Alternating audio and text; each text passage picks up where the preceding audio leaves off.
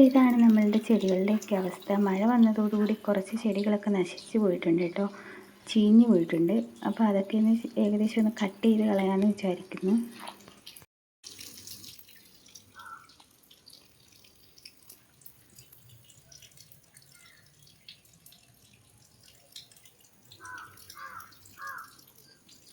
പിന്നെ ശംഖുപുഷ്പം നീലയും വെള്ളയും ഉണ്ട് കേട്ടോ.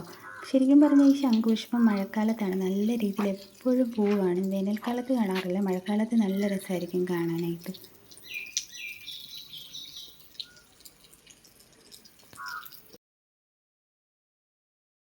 മഴക്കാലം ആയതുകൊണ്ടാണെന്ന് തോന്നുന്നു രാത്രി ഈ എലി വന്നിട്ട് ഈ 10 മണി ചെടികളൊക്കെ നാശമാക്കി വെച്ചിട്ടുണ്ട്. അതിനിടയ്ക്ക് ഇരുന്നതാണോ അതുവഴി ഓടിപ്പോയതാണോ എന്താണെന്നൊന്നും അറിയില്ല. അവിടെ ഒരു ഗ്യാപ്പ് പോലെ വന്നിട്ടുണ്ട്.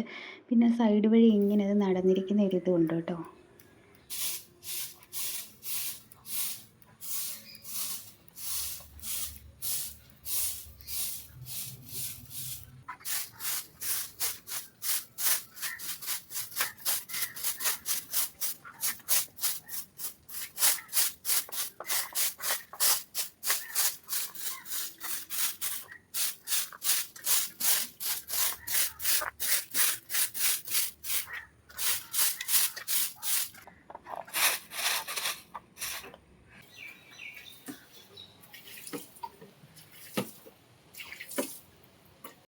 ഈ 10 മണി ചെടികൾ എല്ലാം ഒരേ കളറാണ്, മഞ്ഞ കളറാണ്.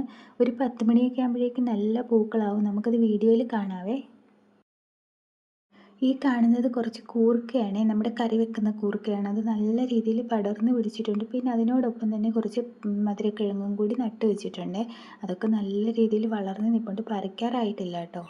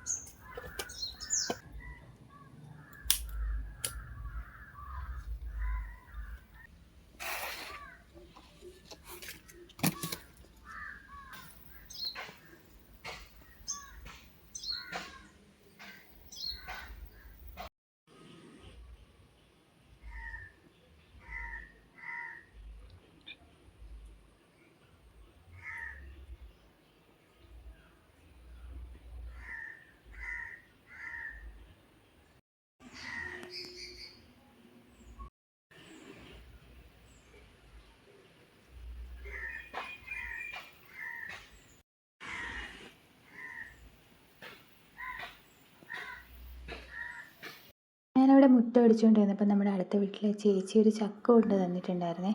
എങ്കിൽ പിന്നെ അതിൻ്റെ പണി കഴിഞ്ഞിട്ടാവാൻ ബാക്കിയെന്ന് വിചാരിച്ചിട്ട് ഞാൻ ചക്കയുടെ പരിപാടിയിലേക്ക് പോവുകയാണേ.